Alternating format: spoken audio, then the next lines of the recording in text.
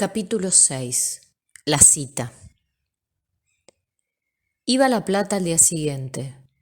Llegó cansada a su casa, pero era viernes, tenía ganas de salir. Encendió el termotanque al máximo para bañarse. En ese momento sonó el teléfono. Era Simón. Insistió para que se vieran esa misma noche. Justina aceptó porque Simón tuvo la astucia de tentarla con mostrarle unos cuadros nuevos que había pintado. Antes de salir, probó varios conjuntos de ropa, pero optó finalmente por un pantalón y remera gris y marrón que no la favorecían del todo, cuidándose de no excitar demasiado el deseo del monstruo. Tomó un taxi y fue a su casa. Se trataba de un edificio antiguo, muy lindo, en Congreso. Tocó timbre, contestó la voz familiar de su amigo y esperó un poco nerviosa. Cuando Simón abrió la puerta, le pareció menos horripilante de lo que lo imaginaba. La altura daba gran atractivo a su figura. Al principio sintió que no lo conocía en absoluto, a pesar de haber hablado tanto con él por teléfono. Pero a medida que avanzaba la noche y la conversación, recuperó la sensación de familiaridad de los diálogos. Sus cuadros nuevos en primer plano y los anteriores por toda la sala le parecieron tan hermosos. Simón había seguido sus consejos acerca del color y además había incorporado elementos de un imaginario más actual, contemporáneo, algo de fashion y unos animales. El cordero y el león, bastante bíblicos, y el mandril, que le gustó a Justina especialmente por la alusión a la naturaleza descontrolada, a la selva, al instinto y la sexualidad no tan atravesadas por el catálogo de citas de la cultura europea judeocristiana. Al ver las transformaciones de su obra, advirtió la necesidad de ruptura del imaginario cultural unilateral que manifestaba y la necesidad de incorporación de elementos que insertaran sus representaciones simbólicas en el contexto real en que se desarrollaban sus prácticas.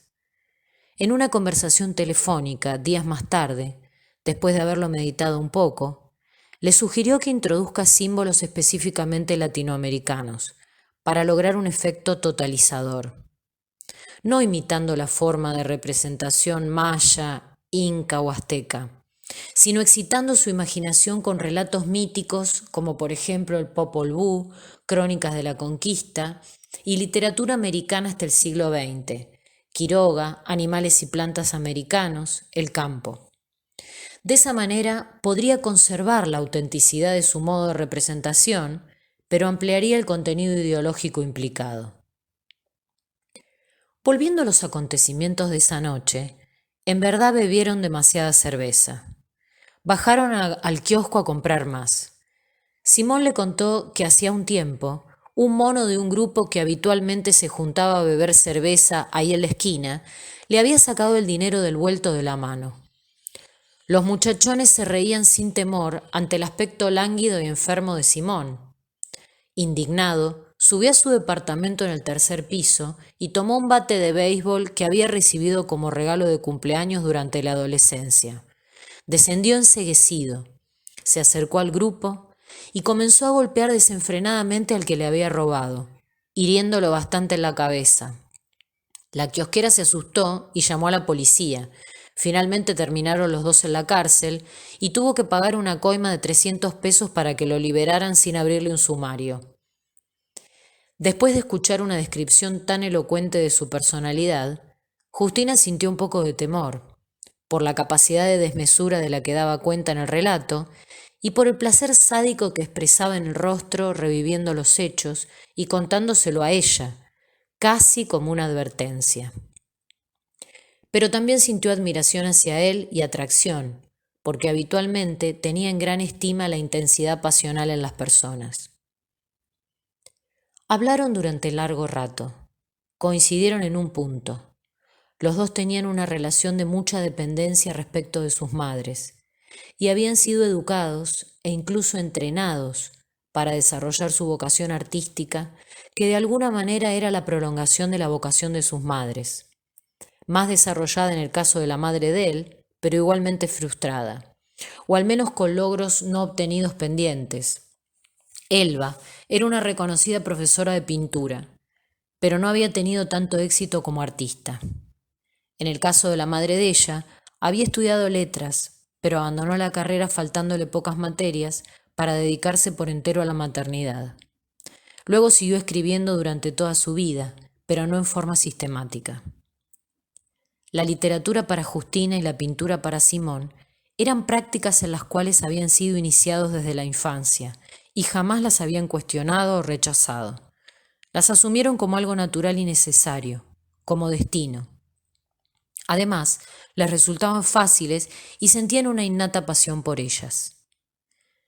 De repente a Justina se le ocurrió decir que en algunos momentos pensaba que si no hubiera recibido tan fuerte influencia para la elección de su profesión, podría haber sido, por ejemplo, cirujana. Simón la miró sorprendido. Confesó que su padre, al que no había llegado a conocer, era cirujano, y no le interesaba el arte para nada. Justina desvió el tema de conversación, pero la historia la intrigó. ¿Estaría muerto o los habría abandonado? En ese momento Simón la miró lascivo y le preguntó súbitamente si tenía ascendencia india por su pelo y ojos negros, y porque ella le había contado que su familia era del campo.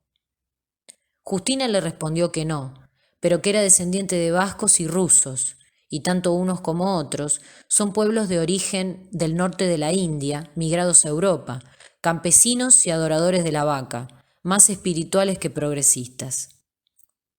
También le preguntó por qué había tardado tanto en aceptar su invitación. Ella se atrevió a decirle, sin medir las consecuencias, quizás por la embriaguez, que Melissa M. le había advertido que él estaba loco y era peligroso, y en parte por eso decidió ser cauta. Después Simón quiso mostrarle la escena preferida de su película favorita, aquella en el final de Drácula de Coppola, donde Winona Ryder le suplica extasiada al vampiro que la haga suya y la transforme en zombie. La actriz hizo un corte sobre la tetilla izquierda de Drácula, tomó de su sangre y comenzó a recorrer con sus labios el pecho del vampiro.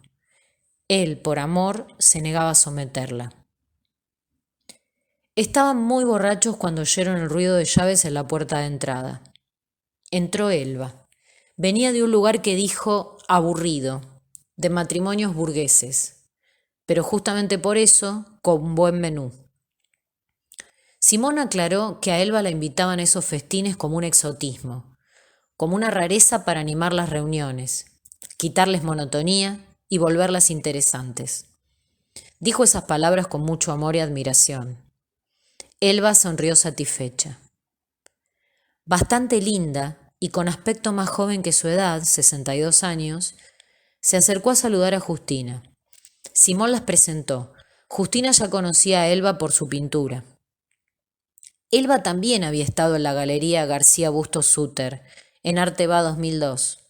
Justina y yo acompañábamos a Luciano, recorriendo la feria persiguiendo a Juan Taylor, que llamaba mi atención por el culo perfecto y el pantalón rojo, hasta el stand de García Bustos Suter. Quedamos muy sorprendidos al ver los cuadros de Elba, en primer plano junto a la entrada. Lo que más llamó la atención en realidad fue que ese cuadro, el más osado en cuanto al sentido y forma de representación, entre obra de artistas muy jóvenes, lo hubiera pintado una mujer de 62 años. Se trataba de un retrato en blanco y negro de casi todo el cuerpo de un ser hermafrodita. Sorprendía el justo grado de combinación entre los dos sexos, sin travestismo. La combinación parecía fruto de la naturaleza, no efecto de la cultura. La cultura solo funcionaba como mecanismo de reproducción. El personaje parecía tener una base de representación de alguna foto de una modelo sacada de una revista de moda, distorsionada o transformada en un ser monstruoso, infra o suprahumano. Esa noche Elba se sentó a hablar un rato con Simón y Justina. Simón enseguida le informó. ¿Sabés, Elba, lo que le dijo a Justina Melissa M? Que tuviera cuidado de mí porque estoy loco y soy peligroso.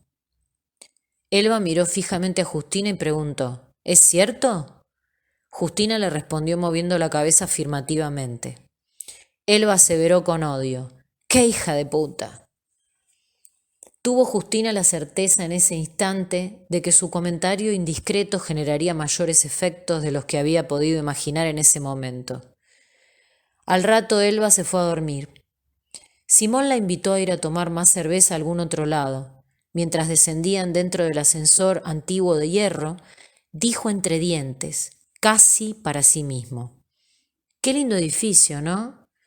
«Sí, es muy hermoso». Entonces, obnubilado por el alcohol, él también dijo palabras que no debía. «¿Por qué no se morirá Elba?»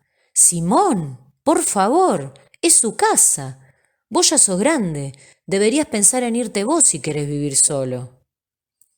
Sin responder, hizo señas al primer taxi que pasó y subieron. Fueron a un bar en el centro. Justina estaba demasiado borracha, se quiso ir enseguida. Le dijo que había pensado hacer una performance y necesitaba su ayuda. La idea era irrumpir en algún estudio abierto de la BKZ, con las manos amarradas con esposas, los ojos tapados con una venda, la boca con una cinta adhesiva y un cartel en el cuello que diga: «De esta manera, la BKZ colaboró en el desarrollo de mi obra». Solo necesitaba que él la guiara a través del lugar. Simón rió y le dijo que sí, seguramente para conformarla y lograr de ella su objetivo: sexo. Días después, por teléfono, le dijo que la acción le parecía una provocación estéril, porque no alcanzaría dimensión pública y como resultado acarrearía ponerse en contra a Zeta, zar del arte argentino contemporáneo. De ese modo, implicaría el fin de la carrera profesional de los dos. Justina entendió su objeción y desistió, al menos por un tiempo, de hacerlo. Volviendo a los acontecimientos de esa noche, salieron del lugar, pararon un taxi, subieron. Ella dijo que se iba a dormir, tenía que despertarse al día siguiente para viajar. Le ofreció dejarlo donde quisiera. Decepcionado y excitado al mismo tiempo, Simón pidió que lo dejara en Córdoba al 1200. Cuando el taxi frenó, antes de que descendiera, ella lo tomó del brazo y, por perversión, para ver qué sentía, lo besó en los labios.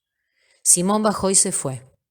Justina, aliviada y borracha, bastante borracha, indicó al chofer: Billinghurst y Tucumán.